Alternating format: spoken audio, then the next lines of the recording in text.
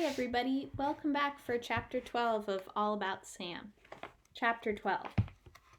Catherine, Sam's daddy, said at dinner, "This is terrific fish chowder." "Thanks," said Sam's mother. "It is good, isn't it?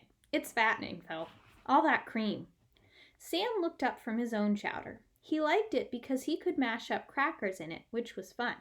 But he wasn't thinking about his chowder. He was thinking about something that he had just noticed for the first time. "Why," Sam asked his father in a thoughtful voice, "do you call Mommy Catherine, but I call her Mommy?" "Well," Dr. Krupnik explained, "I can't call her Mommy because she's not my mother. My mother was named Ruth." "Did you call her Ruth?" asked Sam. "No, I called her Mother, but her name was Ruth." "What was your daddy's name?" Sam's father grinned. "His name was Sam, like you. That's why we named you Sam when you were born. It was Anastasia's idea." Sam frowned. It was all very puzzling. "But why do you call me Sam? I know my name is Sam, but your name is Myron, and I don't call you that. If I call you Daddy, why don't you call me Son? And why don't you call Mommy Wife?" His father said, "Well, I suppose I could do that." He looked at Mrs. Krupnik and said, "Could I have another helping of chowder, please, wife?" "Of course, husband," Mrs. Krupnik said, and she took his bowl to the stove where the pot of chowder was. "Would you like some more, son? How about you, daughter?" Sam and Anastasia both said, "No, thank you," and giggled. It was all very confusing, Sam thought, as he finished his dinner. Anyway, what he really wished he hadn't told them this was that they would call him He-Man. Sam had daydreams about being bigger. Not only bigger, but also stronger and more powerful. He wanted to be someone who could catch criminals, beat up bad guys, fly airplanes, shoot rockets, and end up being He-Man of the whole world. All the guys at Sam's nursery school wanted the same thing. Their favorite games had to do with blasting off and zooming and bashing. They were so noisy that Mrs. Bennet was always saying, "Time out, guys," and then they would listen to her read a story about Babar or Madeline or Curious George. Sam loved listening to stories, and sometimes he liked to play the quiet games. He liked playing house with Leah and Rosie and Skipper when they would cook pretend dinners on the little stove and serve the dinners to the stuffed animals they propped up in the chairs. But sometimes, while playing house, Sam would have an urge to race around with the pretend dinner in his plastic dish and bomb the animals instead of feeding them nicely. Then Rosie would always start to cry, and Mrs. Bennet would have to say, "Time out, Sam." Time out meant he had to go sit quietly in the big green chair. Sometimes Sam had time out several times every morning. He didn't mind that. Football players had time out too. He saw it on TV when his daddy watched the Patriots. "Why do they have time out?" Sam asked his daddy. "Were they bad?" "No, they just need to take a rest and to think a bit," his daddy explained. So that's what Sam did too at school when Mrs. Bennet said, "Time out," and Sam had to sit in the green chair. He rested and thought. Mostly, he thought about being a He-Man. "Do I have big muscles?" Sam asked Anastasia. He had pushed up the sleeve of his shirt and he showed her the top of his arm. Anastasia was busy with the school project. She was at her desk with her feet wrapped around the rungs of the chair and a pencil tip in her mouth. She glanced over at Sam. "No, I wouldn't say so," she said. "Your arms are kind of skinny." Sam stuck out his lower lip. "Well," he asked her, "how can I get big muscles?" Anastasia glanced over again impatiently. "You have to pump iron," she said. "There's this guy at the junior high, Ben Fraser, who has humongous muscles, and he got them by pumping iron." "How can I—" Sam began, but Anastasia interrupted him. "Sam," she said, "I'm busy.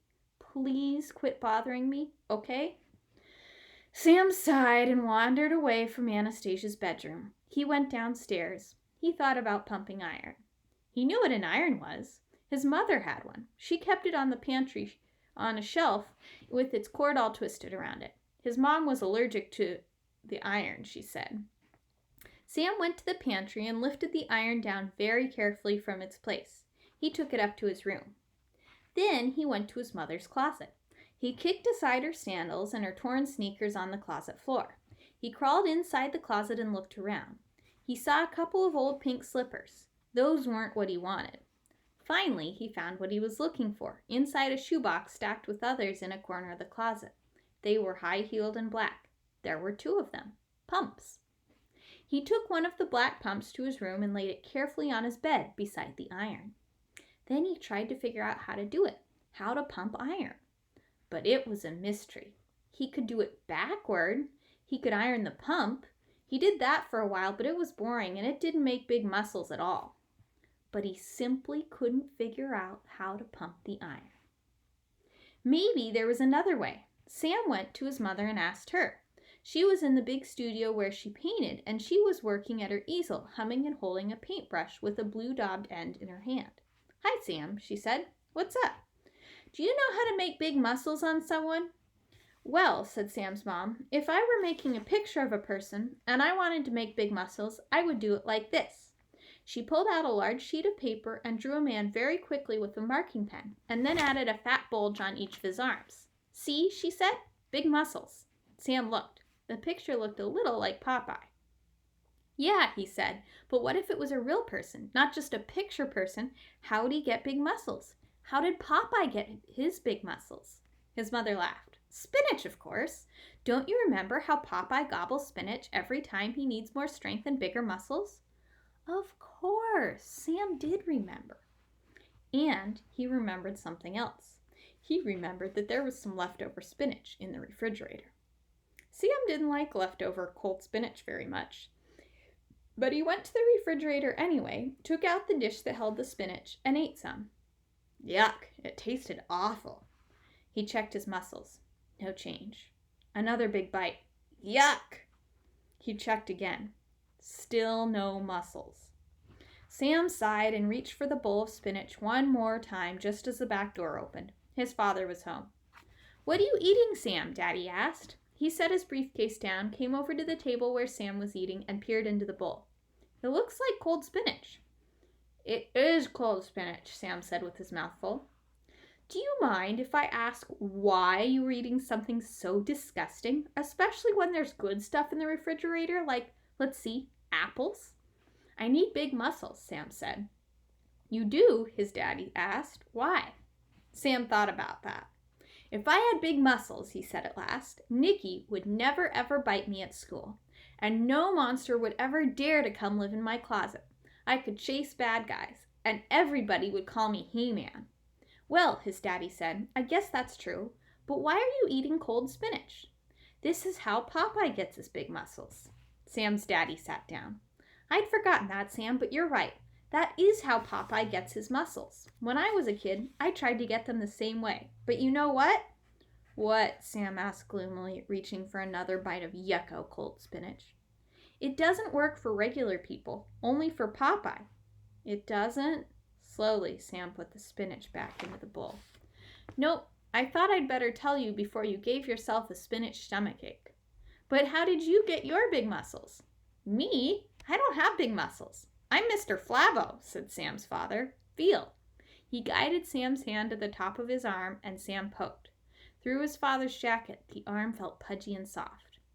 "Anyway," his father said, "you don't want to be like Popeye. He wears terrible clothes." Sam thought about Popeye's clothes. "They're not so bad," he told his father. "He wears a sailor suit." "I happen to know, Sam, that your mother bought you a sailor suit, and you absolutely refused to wear it.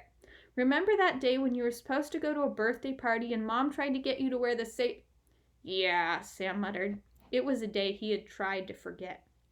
He had behaved very badly. So, in Sam's opinion, had Sam's mother. "And another thing about Popeye," Sam's father went on. "I know you'll hate this." "What?" "He smokes a pipe." "That's right," Sam said. "Just like you. Even though Mom and Anastasia and I always tell you to quit, and Anastasia brought home all these booklets from the American Long Sausage Nation." "American Lung Association," his father corrected him with a guilty look. "And I am going to quit. I really am. Very, very soon. Probably next week. Or if not next week, the week after that, for sure." Sam's daddy looked so unhappy that Sam reached over and stroked his arm to let him know that he loved him, even if he did smoke a pipe. "Good old Mr. Flabo," Sam said. "I love you." "Thanks, Sam," his daddy said. "I love you too. Let's you and I start doing some exercises together so we can work on the old muscles." Sam grinned. He put the bowl of spinach back in the refrigerator. "Come on," he said to his daddy.